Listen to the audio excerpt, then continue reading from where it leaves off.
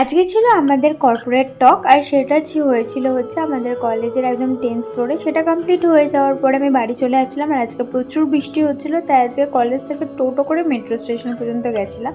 তারপরে এসপ্ল্যানেডে চলে এসেছিলাম, সেখান থেকে একটু আমি লালবাজারে গেছিলাম। আমার একটা তানপুরার অর্ডার দেওয়া ছিল, সেটা দিতে গেছিলাম।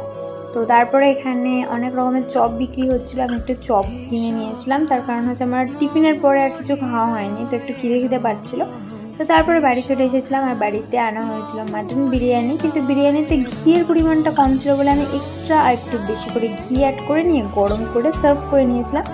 আর দেখো বেশ ভালো ছিল খেতে, তবে হ্যাঁ মাংসটা আরেকটু সেদ্ধ হতে পারতো, বাট ওভারঅল ভালো ছিল। আর একটা চর্বি পিসও ছিল, যেটা আমার সব থেকে ফেভারেট। তো কে কে মাটন বিরিয়ানি খেতে ভালোবাসে কমেন্টে অবশ্যই জানিও। আজকের দিনটা তো এইভাবেই কাটালাম। তো কার কার ভিডিওটা ভালো লাগলো বলো আমাকে। টাটা।